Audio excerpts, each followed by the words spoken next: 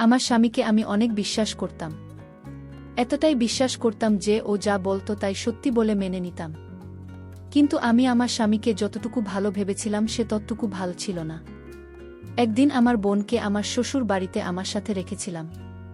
এটা শোনার পর আমার স্বামী অনেক খুশি হয়েছিল। আমার বোনকে আলাদা একটা রুমে থাকতে দিয়েছিলাম। একদিন রাতে দেখলাম আমার পাশে আমার স্বামী নেই।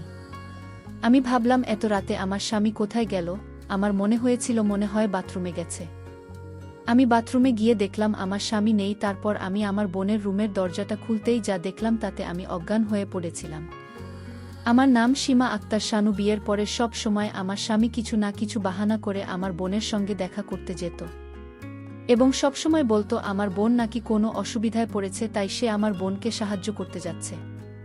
আমি তো দেখতে ভীষণ সুন্দরী ছিলাম এবং আমার বোন খুবই কুৎসিত ছিল দেখতে। আমার বোনের গায়ের রং খুব কালো ছিল। তা সত্ত্বেও জানি না কেন আমার স্বামী তার আগে পিছনে ঘুরে বেড়াত। এমনকি আমার স্বামী তো লুকিয়ে আমার বোনের সঙ্গে বিভিন্ন জায়গায় দেখা করতে যেত। তাই আমার ধীরে ধীরে আমার স্বামীর উপর সন্দেহ হতে শুরু হয়েছিল। এমন নয় যে আমার স্বামী আমাকে ভালোবাসত না। আমার স্বামী ভীষণ ভালোবাসত। সে আমার অনেক খেয়াল রাখত। কিন্তু তারপরেও জানি না কেন ধীরে ধীরে আমার স্বামীর ব্যবহার দেখে তার উপরে আমার সন্দেহ শুরু হয়েছিল। এমনকি সে সবসময় আমার থেকে দূরে সরে গিয়ে লুকিয়ে আমার বোনের সঙ্গে ফোনে কথা বলত। একদিন যখন আমার স্বামীর উপর সন্দেহ হয়েছিল, মাঝে মাঝে দেখতাম তারা হোটেলে গিয়ে বিভিন্ন খাবার খেত আর বাড়িতে ফিরত না। তখন আমি না পেরে লুকিয়ে সেই হোটেলে গিয়েছিলাম, যে হোটেলে আমার স্বামী আমার বোনের সঙ্গে দেখা করতে গিয়েছিলেন। তারপর সেখানে যখন লুকিয়ে তাদের রুমটা খুলে ভিতরে দৃশ্যটা দেখলাম, তখন আমার কলিজা কেঁপে উঠেছিল। তাদেরকে ওই অবস্থায় দেখে আমি সেখানে অজ্ঞান হয়ে পড়ে গিয়েছিলাম। আসলে বিয়ের পর যখনই আমার স্বামীর কোনো ফোন বা যখনই স্বামী আমার থেকে দূরে সরে গিয়ে ফোনে কথা বলতো, সে যখন ফোন নিয়ে আমার থেকে দূরে সরে গিয়ে কথা বলতো, তখন তার উপরে আমার খুব সন্দেহ হতো। কিন্তু সে যখন আমার খেয়াল রাখত, যত্ন করত, তখন আমার মনের সন্দেহ দূর হয়ে যেত। জানি না সে কি কারণে আমার সামনে ফোনে কথা বলতো না। জানি না সে এমন কার সঙ্গে ফোনে কথা বলতো যে আমার থেকে দূরে সরে গিয়ে কথা বলতো। আমার স্বামী একটা কোম্পানিতে কাজ করত। আমরা 4 ভাই বোন ছিলাম। আমার বিয়ের 2 বছর আগে আমার ভাই আর বিয়ে হয়েছিল। কিন্তু আমাদের যেটা আসল বাড়ি ছিল, আমার ভাইয়া ও বৌদি সেখানে থাকে না। তারা শহরের একটা ভাড়ার ফ্ল্যাটে থাকে, কারণ আমার ভাইয়া সেখানে চাকরি করে। ছোটবেলাতেই আমরা নিজের বাবাকে হারিয়েছি এবং মা আমাদের 4 ভাই বোনের খুব আদর যত্ন সহকারে বড় করেছেন। আমাদের কোনো কিছু অসুবিধা হতে দেয়নি। আমার বাবা একজন স্কুল শিক্ষক ছিলেন, কিন্তু আমার মা খুব ধনী জমিদার পরিবারের মেয়ে ছিলেন।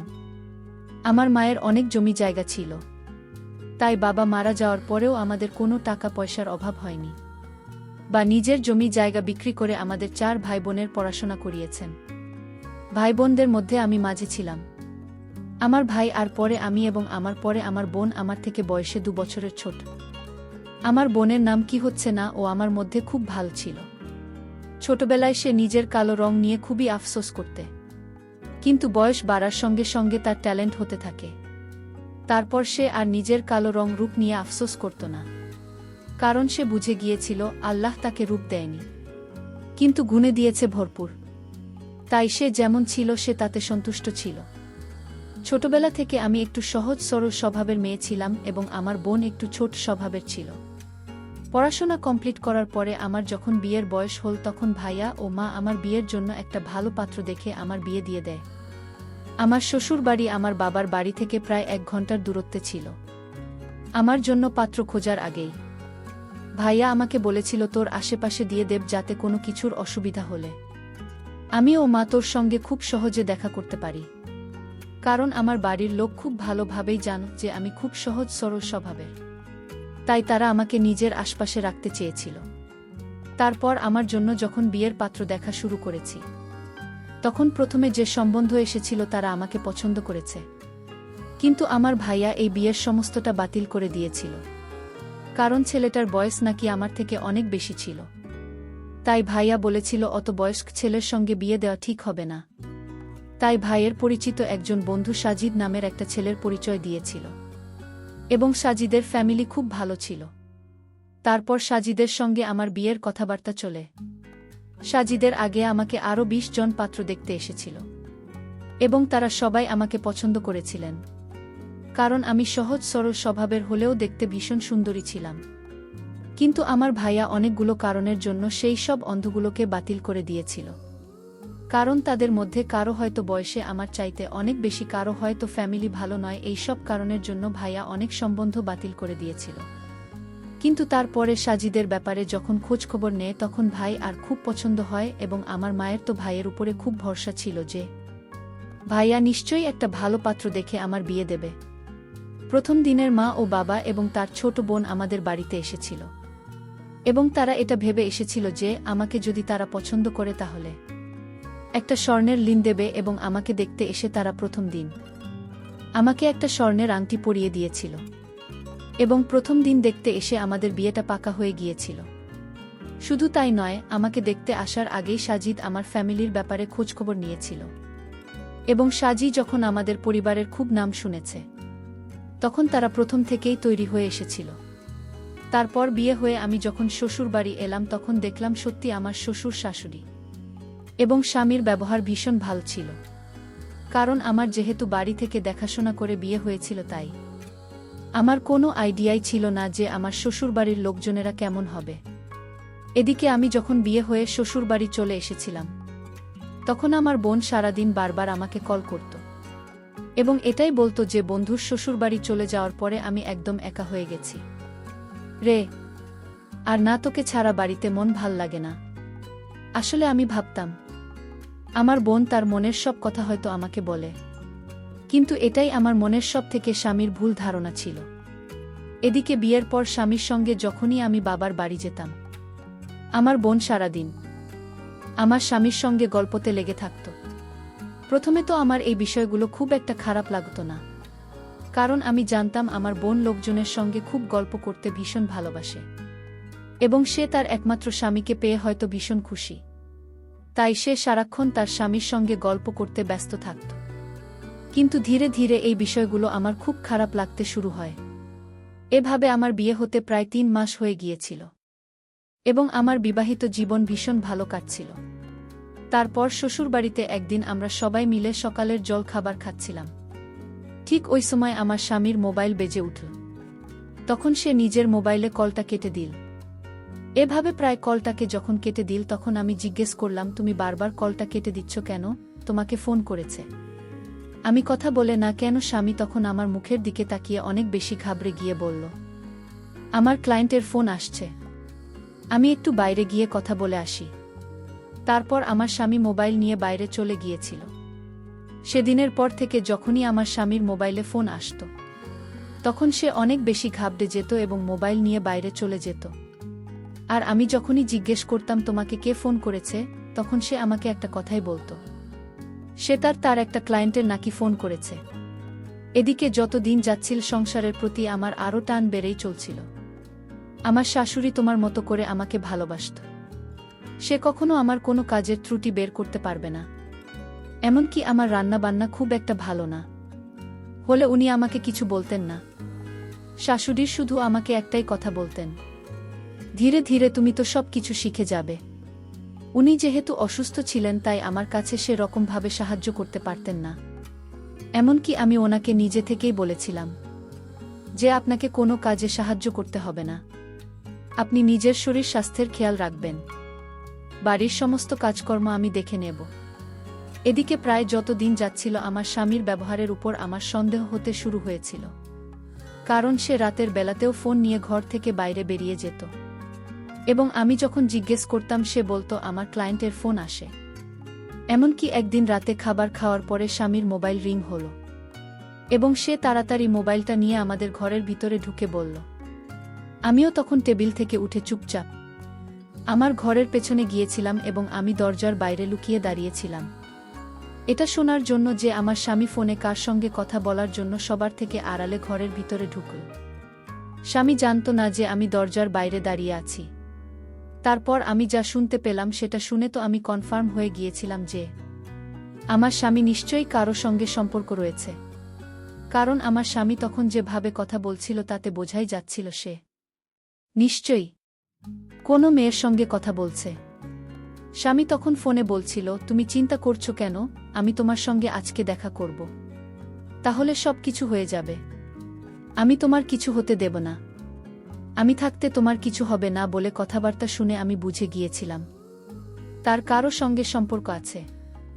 এদিকে স্বামী জানতে পারেনি যে আমি লুকিয়ে তার সব কথা শুনেছি।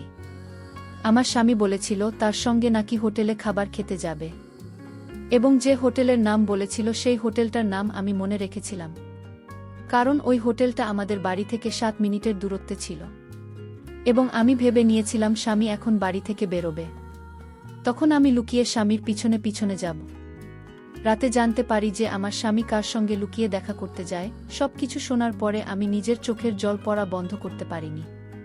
তখন আমার মনে হয়েছিল আমার স্বামী কি তাহলে আমাকে ভালোবাসার নাটক করছে। তার পরের দিন সকালবেলাকে ফোন করে সব কথা বলেছিলাম যে বেশ কিছু দিন থেকে আমার স্বামী লুকিয়ে ফোনে কারো সঙ্গে কথা বলে। আমি যখন কান্নাকাটি করছিলাম তখন রানু আমাকে ফোনে অনেক বুঝিয়েছিল। এমনকি সে আমার কান্না শুনে থাকতে না পেরে সেদিন বিকেলবেলা আমার সঙ্গে দেখা করতে এসেছি।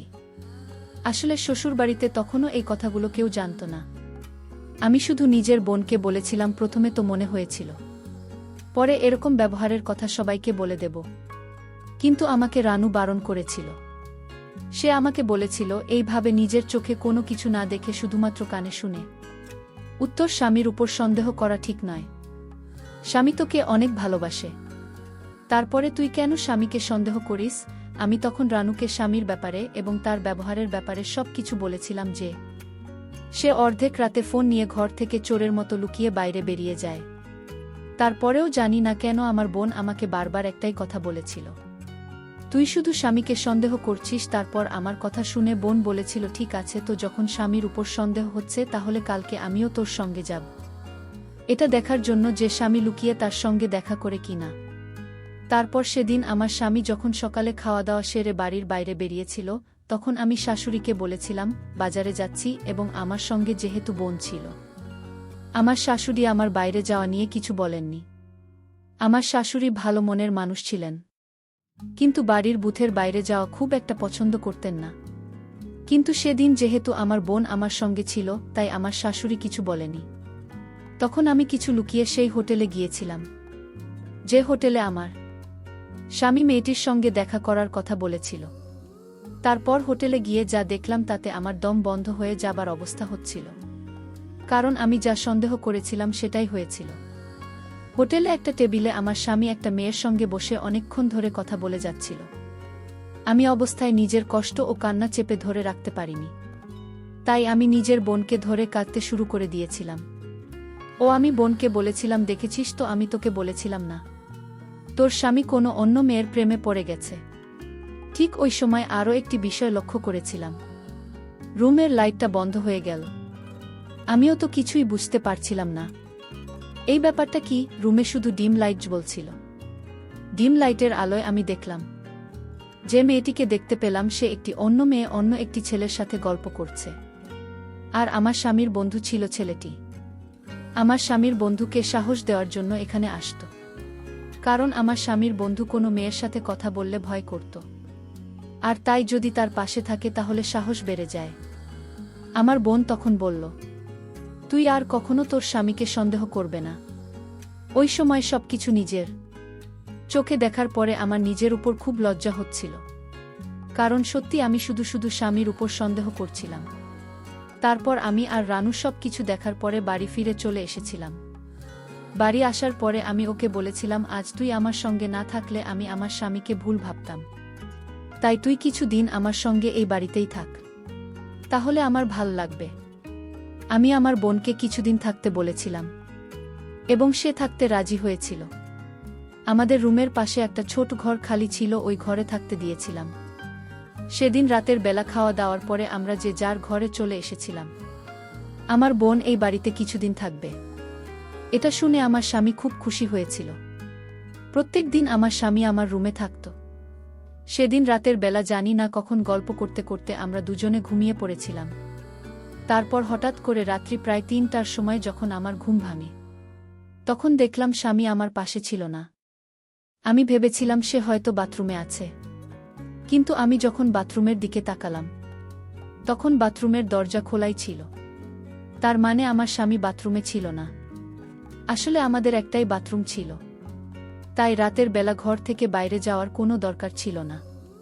কিন্তু আমি যখন রুমের মেন দরজার দিকে তাকালাম, তখন রুমের দরজার লক খোলা ছিল। তার মানে আমার স্বামী ঘরের বাইরে ছিল।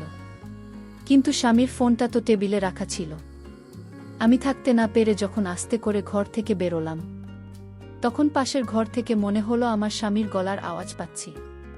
কিন্তু আমার স্বামী রাত্রি ৩টার সময় আমার বোনের ঘরে কি করছিল না পেরে আমি তখন আস্তে করে বোনের ঘরের দিকে এগোচ্ছিলাম। তারপর আমি যখন বোনের ঘরের দরজাটা খুলেছিলাম, তখন দেখলাম আমার বোন আর আমার স্বামী তারা বসে গল্প করছে। তাদেরকে দেখে মনে হয়েছিল তারা খুব ঘনিষ্ঠ। তারা দুজন আমায় দেখে চমকে গিয়েছিল। আমি তাদের এই দৃশ্য দেখে আমি অজ্ঞান হয়ে গিয়েছিলাম। তারা দুজন তখন আমায় হাসপাতালে ভর্তি করে দেয়।